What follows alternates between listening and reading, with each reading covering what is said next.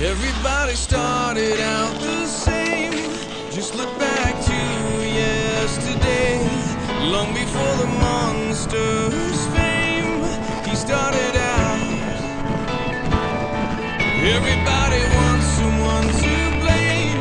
She comes along in a chemical haze, open hands and a dirty face. She started out.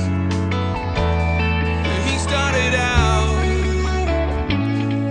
We started out. February, it was cold, it was actually a snowstorm, and as a 10-year-old, and I had my 6-year-old brother with me, it was closing time. It was roughly 9 o'clock at night, and my parents said, "Just you stay right here. We have to go get something in Eaton's," and they did. And as they did, an overzealous security guard kicked my brother and I out of Eaton's into downtown Montreal, and without my parents. And here I was, this little guy, and my brother started to cry, and just the thought of this guy doing that to this day. But in the midst of the storm, and I lived about, I don't know, 10, 12 kilometers away, and I didn't know where I was, I didn't know what I was doing. So immediately I started making my way with my brother in hand, trying to get home. And I went the wrong way. I started going to the east end of Montreal, and then made my way up to Sherbrooke Street, and went the wrong way, and finally made my way home. And slowly as I went, it was cold, but we kept going. And after a number of hours, many hours, I started to recognize things, and then I got home, and I felt so good with myself. It was great. My brother was all happy, and all the police were there, actually.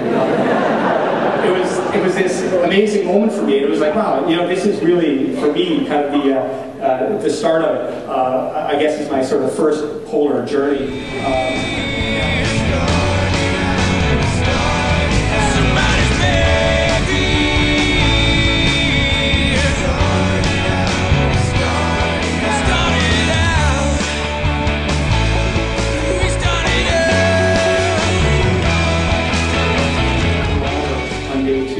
And it's an interesting aspect of butter that most of you probably don't realize, is that actually between -20 and -30 you can gnaw on butter, like it's gnawable and you can chew on it. At -40 it snaps off, and at -50 it shatters like glass. But when you bite into it, it also breaks your teeth, and you can see that by my front tooth, and that's unfortunately what I did biting into a chunk of butter.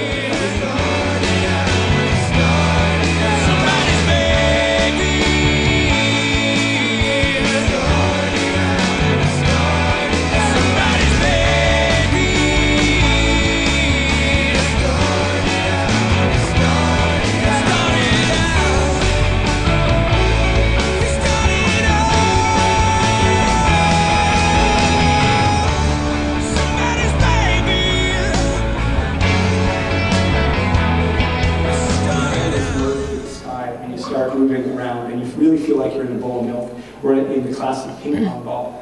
And it's really kind of fascinating, because I was listening to an iPod. We were charging these iPods, and I'd listen to music and trying to keep going in some way. And I was listening to Jose Saramago's book, Blindness, which is about people that go blind, but they don't go blind with black, they go blind with white.